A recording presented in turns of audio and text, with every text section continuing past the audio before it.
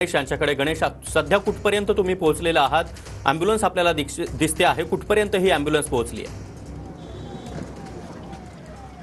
सागर सध्या आता कळवाच्या बाहेर आता रेती बंदर परिसर आहे आणि याच रेती बंदर परिसरातून कल्याणचा जो नाशिक महामार्ग आहे त्या दिशेने आता ही ॲम्ब्युलन्स जात आहे।